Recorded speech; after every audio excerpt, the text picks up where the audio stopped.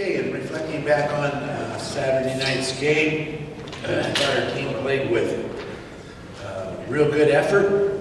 That's what we needed them to do, and we did that. We played very hard. We hit good. We hustled. We really hustled.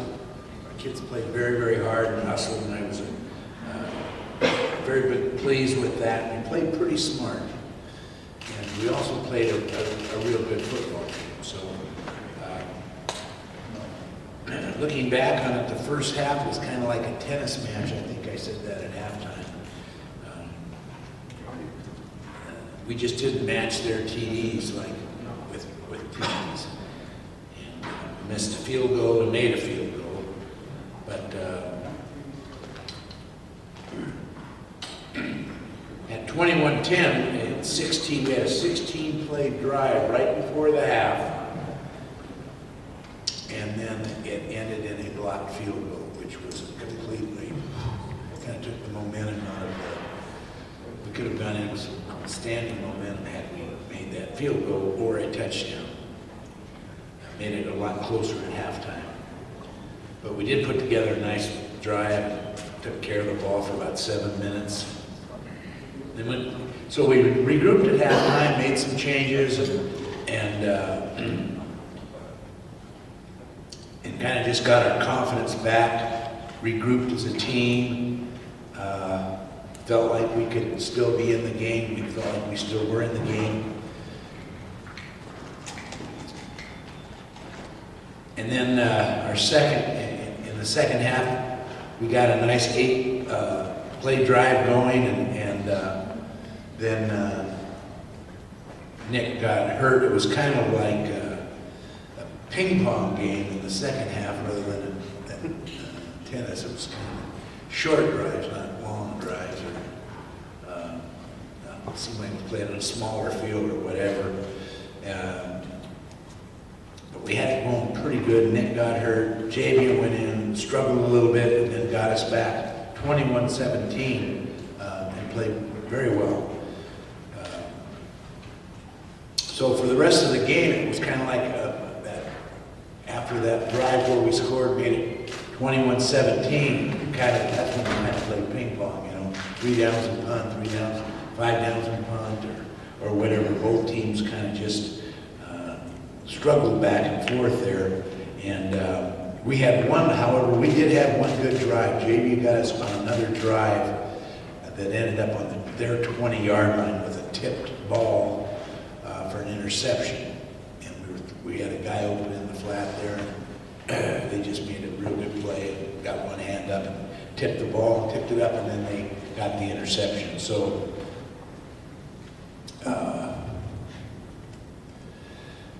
then back and forth, we held them, they punted the ball down to the 1-yard line, and then we tried a deep pass that we thought we would have, we were just kind of waiting to do that, because they were kind of biting on our short stuff, and the corners were, sure enough, they'd been on Donovan Kemp, and he was wide open, and JV had started to throw the ball, and we had a maximum protection, 7-man protection, and it could have been a 99-yard touchdown pass. Instead, it was a touchdown for the other team as they hit him just as he was throwing it, and the guy made a great play, and so the fumble and touchdown and lose the game. 1 out of 3 field goals. One of those would have helped us get a little bit closer. And obviously, if you don't fumble in the end zone again for the second week in a row for a touchdown, then it's maybe kind of a done deal when that happened.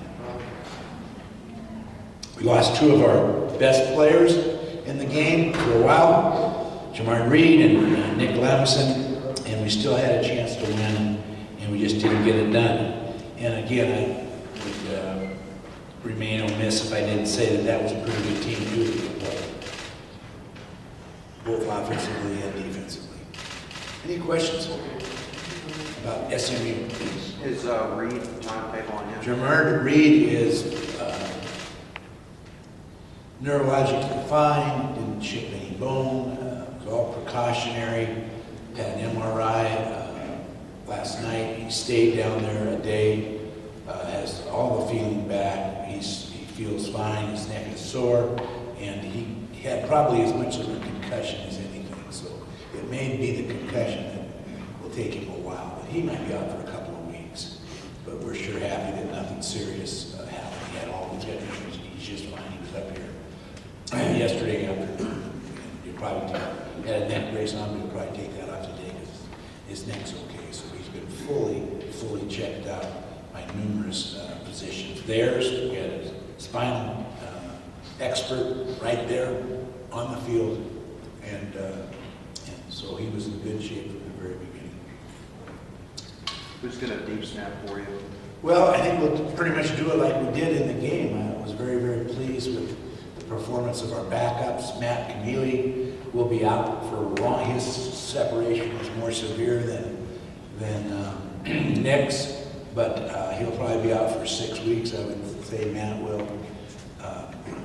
And Anthony Puente came in and snapped for punts, and Adam Ayala snapped for PAT field goals. Did a really good job in a pressurized, tough situation, so I was glad to see that. We've been working on it for weeks, Actually, kind of looking to find a backup snappers. Those two kids did a great job for us. How did you call the game differently after Nick went out and played Colin Watson?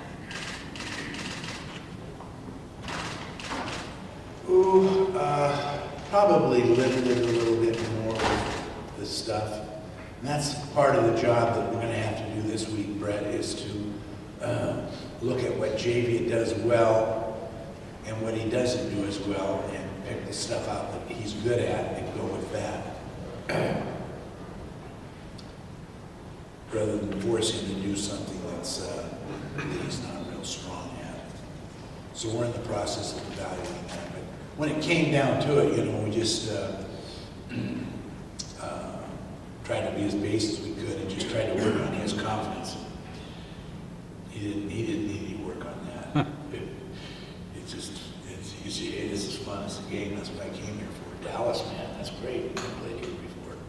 He was really good on the sideline. The kids were great on the sidelines, encouraging him. Our whole team stood together again, a second week in a row through adversity, stood together, really great. Really good character on this team. Really quality people. And it showed it Saturday night by competing very well against a real good opponent.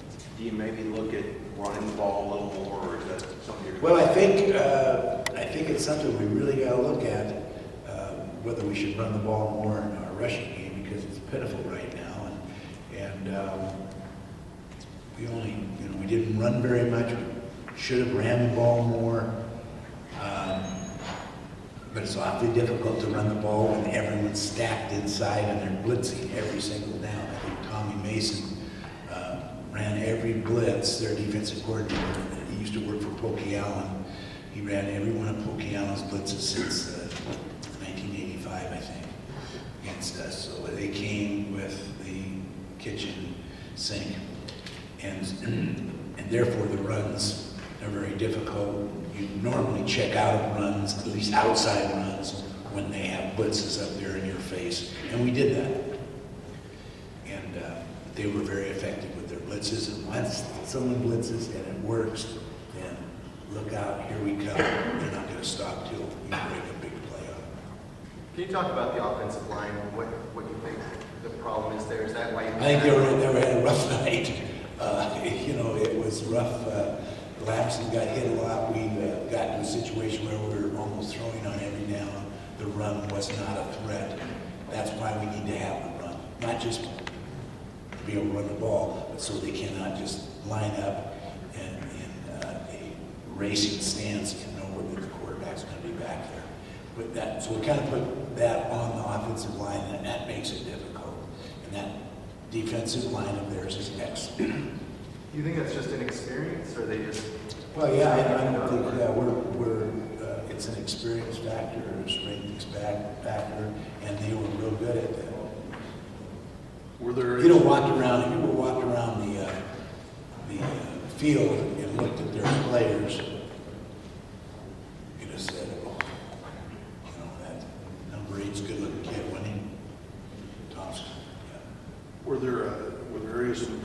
you saw from week 1 to week 2? Yeah, I think so. I think they were better than Stony Brook, and I think our defense played again pretty well. Our receivers, other than a couple of guys caught the ball, we made some good catches. We had a couple drops by one player, but we're getting the ball in there. But Nick was getting hit more than we'd like him to. So we've got to be able to screen and draw and do some things to take off from the rush, because a year ago, New Mexico State last year blitzed us twice. But the year before that, Wayne's first year, he blitzed us 30 times. So he's got the same playbook that Tommy Mason probably has, or that June Jones has. So dial up a blitz, you know. So I would think that they will be emphasizing that in the play. So it's just something we've got to work on.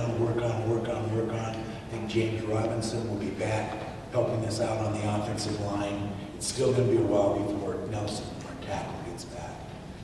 So the tackles were in, the whole offensive line was in for a real battle. At times they stood up and played hard for it. Your defense is so much better in the second half than the first half, 2 weeks in a row. Is there anything? Yeah, I don't know why that is. We just get the tempo of the game or something. Andre just gets into a flow. That's interesting how that happened. Both weeks, we didn't play very good in the first half and the second half. Gee, the first play of the game, Valdez kicked the ball out of bounds, which was unusual for Valdez. I think he's going to be a really good kickoff guy for us. But the ball was on the 40, and then the line hit popped that first run where we missed too many tackles on that for about another 30 or 40, and then really a short field. Could you talk about your two quarterbacks and the difference between them and how they performed so far this year? Between Javia and Nick?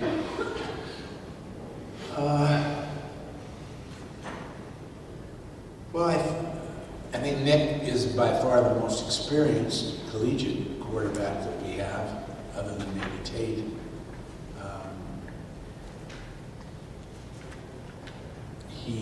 They're both similar. He has a quicker release. Javia has better anticipation. Javia has better touch. They're both really football players. They love the game. Nick is a winner, and I think JV is too. Every one of our quarterbacks is a winner. When you look at what they were before they got here, they all won wherever they were at. Are you happy with the way they performed so far? Yeah, I was pleased with JV. I know he didn't do everything perfect. Got a tip ball, but he stood in there. It wasn't easy. He got rushed. They're both fluid enough to move away from the trouble, and Carson Meager will be able to step in there and help him out anytime he's asked. Coach, did you give any thought to reviewing the fumble to see if his arm was going forward in the end zone? Well, no. The ball was hit backwards and went backwards, so it's a backwards lateral or whatever. So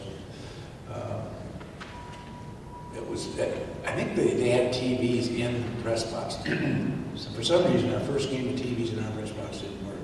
But now you have TVs, so the coaches can both sides, opponent, away and home, and so it was a dead deal. And plus, they reviewed it. When I sat there and talked to the officials about it. All scoring plays are reviewed, aren't they? Yes, and so he said, you can go ahead and review it if you want to, but. So I don't want to say no. It was a good call. Again, we didn't get penalized very much. We had no offsides on offense, no illegal motion, no delays of the game, no too many people in the huddle. So we're playing pretty smart, pretty disciplined right now. And we're a pretty good team. So, and I told them, we're pretty good. We need to improve. We need to get better.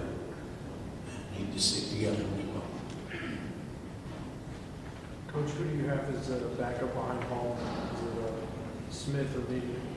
Carson Meager will be our backup.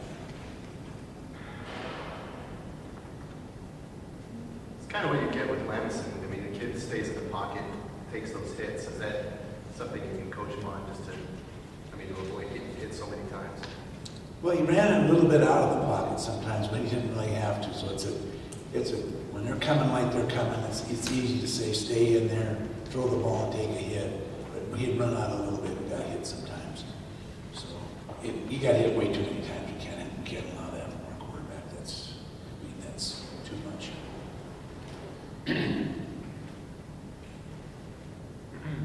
Anything more on that game? Okay, looking at this next week's game, it's going to be a lot of fun. I noticed that Las Cruces is here today, newspaper's here. We welcome them with open arms and friendship. We do miss John Keefe. This is the only time I'd see him every year. He'd come down here and visit with me and tell old stories, and we sure miss John not being here today, because he was a real throwback to the things that sometimes we're missing in college athletics now. Values, moral judgment, character, the things that you build in athletics was something that John and I used to talk about, because he was certainly a great sportsman and had great sportsmanship, and this is what this game could all be about. This game could all be about sportsmanship, if we want it to be. The Aggies, I think this is the best Aggie team I've seen since I've been here. Mummy one year had it going pretty good, but it was more Mummy's offense and the things that he did that bothered me, and Joe Lee Dunn's defense that bothered me maybe more than the players,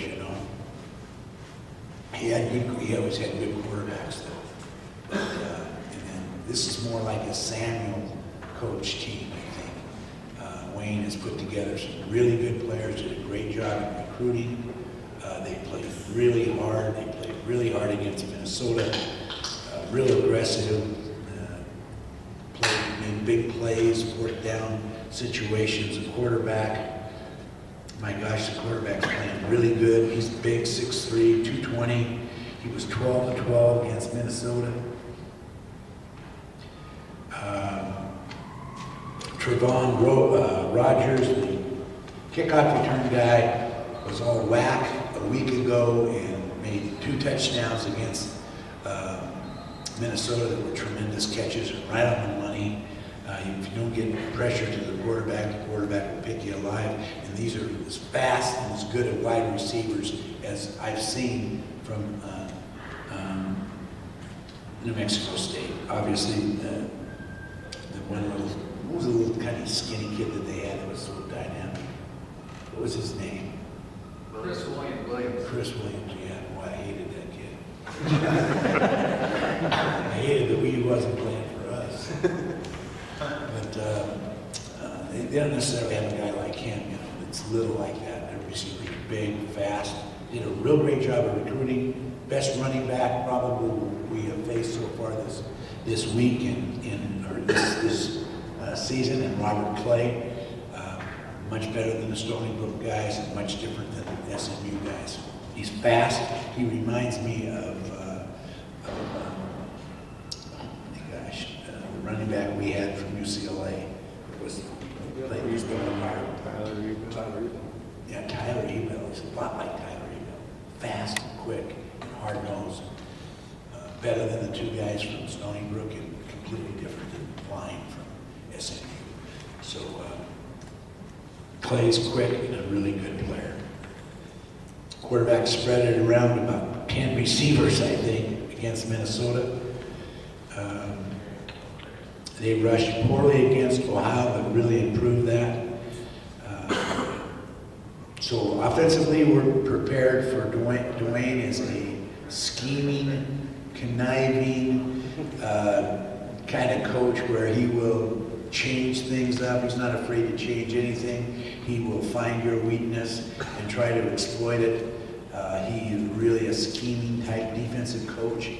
And so I don't know what they're going to do on defense. I really don't. He could change like that if he thinks it would work. And he has in the past. Then on offense, I think they have the best back they've had in a while, and best receivers, and a very accurate quarterback. But again, it gives us a time to talk about sportsmanship, which is something that we will never print or cover in the media, because it is so boring, but it's so important that this is an opportunity for fans, friends, alumni, people from El Paso, people from Las Cruces to show great sportsmanship, and it'll start first with the two fine teams in the Aggies and the Miners. Is the matchup work a little better for you in terms of your offensive line against their defensive line? Well, the defensive line we played last week's pretty darn good and a lot different. But then again, like I said, with Wayne, there's nothing he hasn't seen, and he can adopt any of those blitzes that worked against us from SMU with his unit. Even though he's a four-man front guy, they do run a three-man front. Briefly, they ran it maybe a half a dozen times against Minnesota. But he wants to blitz, he can blitz.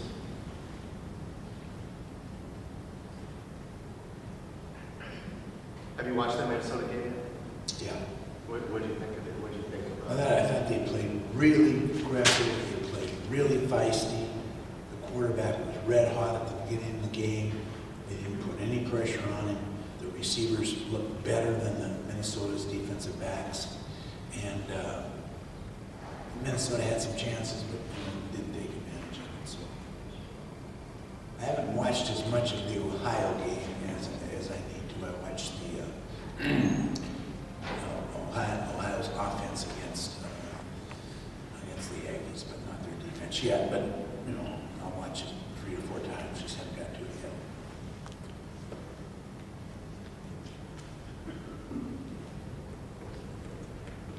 It would seem the reason this is an important game for both teams. People in Las Cruces are actually excited about college football. They want to keep that momentum going. And when you look at your schedule, I'm happy for the Aggies. That was a great win. Dwayne played there. Boston McKinley was the athletic director there. That meant a lot to those guys, even though he didn't say it. well, and this is a big football game for your club too. I mean, for both teams, I don't know if we can say it's a must-win category, although for the Aggies, I believe it's as close to a must-win as you can get, and I think for your team. Well, this is one of the best Aggie teams I've seen, so it's going to be a competitive game and a real challenge for the Miners.